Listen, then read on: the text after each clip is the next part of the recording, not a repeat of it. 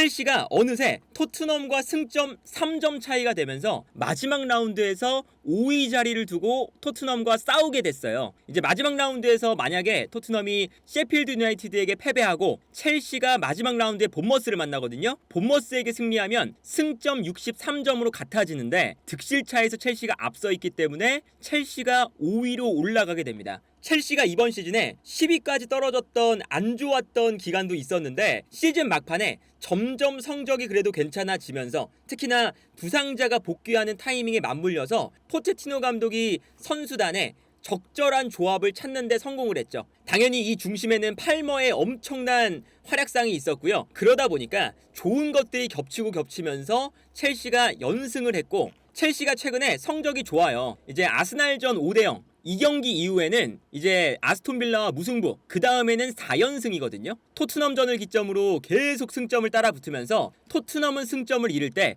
첼시가 승점을 꾸준하게 쌓아 올렸습니다. 그러다 보니까 옵타에서도 이제 어떤 예측을 하냐면 이제 확률로 계산을 하다 보니까 토트넘이 5위가 될 확률은 90%, 첼시가 5위가 될 확률은 9.4%로 변경이 됐습니다. 사실 5위 싸움에서 토트넘이 한 95% 정도가 됐었고 뉴캐슬이 한 5% 정도가 됐었거든요. 그런데 뉴캐슬이 새벽에 있었던 맨유와의 경기에서 맨유에게 졌기 때문에 이제 승점 57점, 맨유와 승점이 같아졌어요. 그러다 보니까 첼시가 6등으로 올라간 상태고요. 당연히 토트넘이 셰필드 유나이티드에게 이길 가능성이 너무나 높은 상태지만 혹시나 셰필드 유나이티드 원정에서 패배하는 경우일 수도 있기 때문에 아직까지 마지막 라운드의 긴장감을 토트넘도 풀 수 없는 상태입니다. 그리고 첼시가 이제 긍정적인 부분은 뭐냐면 시즌 초반에 포체티노 감독도 이제 선수단의 조합을 찾지 못했고요. 기본적으로 첼시의 선수단이 가지고 있는 잠재력이 워낙에 어마어마하잖아요. 영입한 선수만 해도 이번 시즌에 팔머라던가 은쿤쿠라던가 이런 좋은 선수를 막 영입을 했는데 은쿤쿠는 부상, 뭐 여러 선수가 특히나 부상을 많이 당했었죠. 그러다 보니까 전력 손실도 많고 포체티노 감독도 방법을 찾지 못하면서 헤맸던 시절이 있었습니다. 그런데 최근에는 첼시가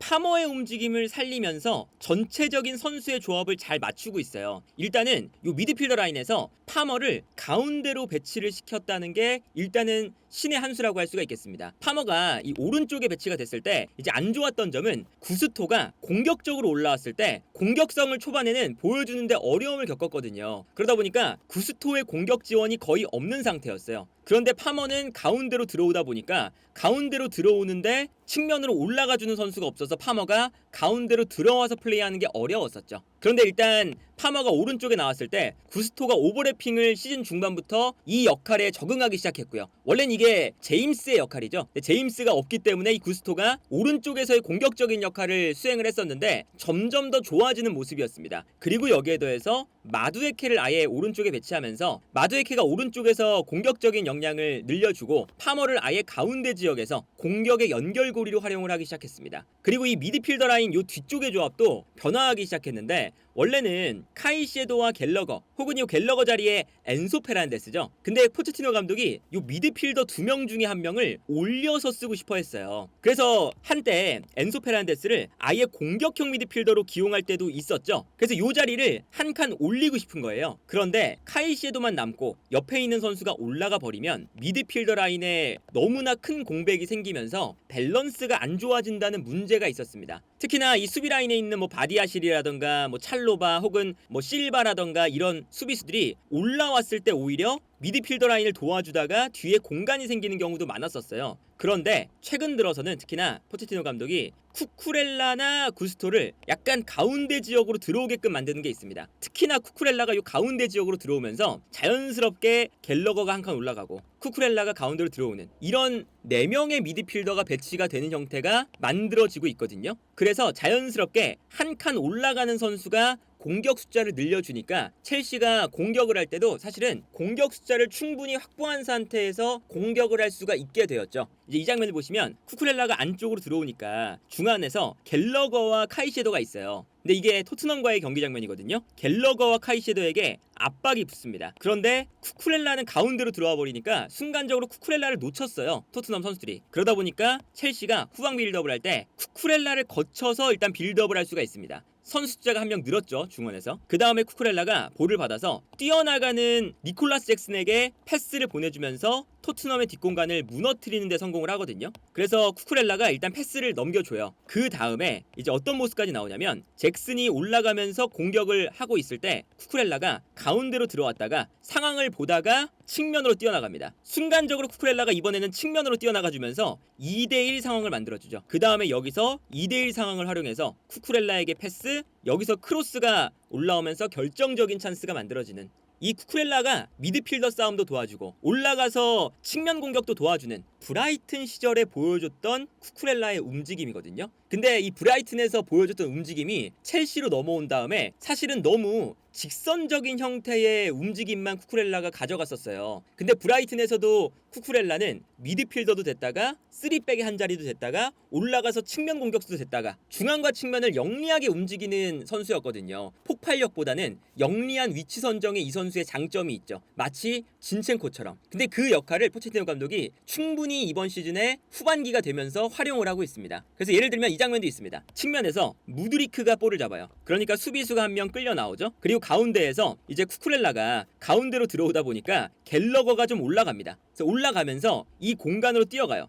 그러니까 상대 수비수들이 갤러거에게 쏠리죠. 그러면 그 순간 쿠쿠렐라가 올라온 김에 조금 더 높이 올라와서 갤러거에게 수비가 쏠릴 때 본인이 이 공간으로 침투를 합니다. 3자 침투가 이루어지는 거죠. 그래서 이 다음 장면을 보면 무드릭이 수비수 한 명 끌어내고 갤러거가 침투하면서 수비수를 또다시 쏠리게 만들고, 그러니까 쿠쿠렐라가 가운데로 들어왔다가 올라가서 이 공간을 찾아서 뜁니다. 그리고 뛰어들어가는 쿠쿠렐라에게 패스가 들어가면서 이번에도 상대 수비 라인의 움직임을 완전히 교란하면서 쿠쿠렐라가 결정적인 찬스를 만들어주는 걸 볼 수가 있는 거죠. 그리고 이렇게 공격 지역에서 쿠쿠렐라를 시작으로 앞선에 갤러거가 한 칸 올라가고 이 앞쪽에서 뭐 무드리크, 그럼 갤러거, 파머, 마두에케, 뭐 잭슨까지 앞쪽에 일단 공격 숫자가 많아지는 거잖아요. 그러면 여기서 뭐 구스토까지 오버래핑을 하기도 하는데요. 여기서 공격 숫자가 많아진 만큼 요 많은 공격 숫자들이 계속 스위칭 플레이를 하면서 좋은 공간을 향해 움직일 때가 많습니다. 그리고 그 공간을 움직일 때 당연히 핵심이 되는 선수는 파머라고 할 수가 있어요. 그러니까 어떤 거냐면 예를 들어서 안쪽으로 선수들이 많이 들어왔잖아요. 그러다 보니까 무드릭도 측면으로 빠지면서 수비를 끌어당기고 갤러거도 올라가면서 수비를 끌어당기고 마두에케도 앞쪽으로 움직이면서 수비를 끌어당겨요. 구스토도 오버래핑을 하면서 끌어당기면 이때 파머가 볼을 잡아서 공간을 활용할 수 있는 범위가 넓어집니다. 그리고 파머가 이 공간들을 활용하면서 뛰어나가는 선수들에게 패스를 공급해주기 시작하는 거죠. 이게 이제 파머를 극대화시키면서 활용할 수 있는 가장 중요한 포인트 중에 하나인 거거든요. 그리고 여기에 대해서 아까 보였던 것처럼 쿠쿠렐라까지 올라가 버리니까 상대 수비가 혼란에 빠졌을 때 파머라는 플레이메이커를 활용해서 볼을 공급한다. 이 패턴이 굉장히 자연스럽게 이루어지고 있어요. 그래서 뭐 예를 들면 맨시티도 데브라이너를 활용하기 위해서 여러 선수들이 움직이면서 혼란을 만들고, 아스날도 웨데고르를 활용하기 위해서 앞쪽에서 사카라던가 하베르츠 그리고 트로사르 같이 공격수들이 계속 움직이면서 공간 만들고, 토트넘도 사실은 이번 시즌 초반에 마찬가지였죠. 메디슨의 패스 능력을 살리기 위해서 앞쪽에 손흥민, 히샬리송, 클루셉스키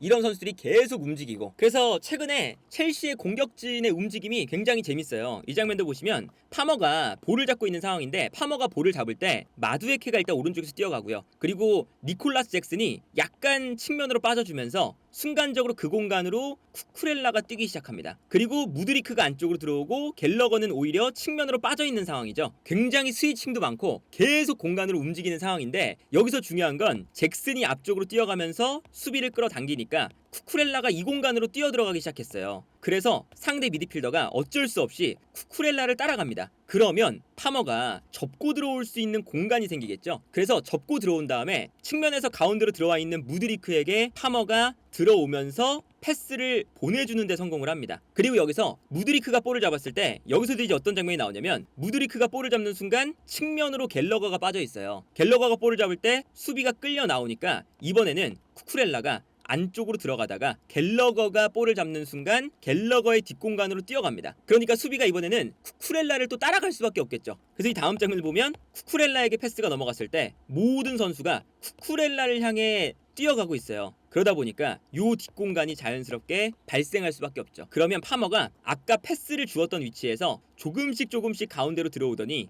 쿠쿠렐라가 만든 공간으로 뛰어 들어가고 있습니다. 그래서 이 다음 장면을 보면 쿠쿠렐라가 측면에서 볼을 잡은 다음에 크로스, 그리고 쿠쿠렐라 쪽으로 수비가 다 쏠려 있기 때문에 쏠려 있는 순간 그 사이 공간으로 파머가 들어오면서 쿠쿠렐라의 크로스를 득점으로 마무리하는 장면이 나와요. 이런 움직임이 전체적인 첼시의 공격 작업을 복기해보면 앞쪽에 공격 숫자를 많이 두면서 이 선수들이 계속 스위칭 플레이를 가져가고 여기서 균열이 만들어진다. 이 균열 자체가 포체티노 감독이 시즌 중반까지는 굉장히 조합을 찾는데 오래 걸렸어요. 사실 뭐 구스토의 오버래핑도 잘 활용을 못했었고, 그리고 아예 엔소 페란데스를 올리고 싶은데 올리는 방법을 못 찾겠으니까 그냥 생 공격형 미드필더로 썼다가 안 좋았던 경기도 있고, 그리고 구스토라던가 마두에케 같은 측면 지역에서의 도움이 없다 보니까 파머가 볼을 잡았을 때 고립되기도 했었고요. 그래서 답답한 경기력이었는데 최근에는 이제 이런 움직임이 자연스럽게 이루어지는 거죠. 이 장면도 보시면 이제 오른쪽 라인에서 볼을 소유하기 시작합니다. 그러면 이 니콜라스 잭슨의 움직임도 좋거든요. 잭슨이 반대편으로 의도적으로 움직여요. 그러면서 일단 수비를 본인 쪽으로 일단 끌어당기기 시작합니다. 그리고 이때 오른쪽 라인에서 파머, 마두에케, 구스토 3명의 선수가 이제 뛰어가기 시작하는 거거든요.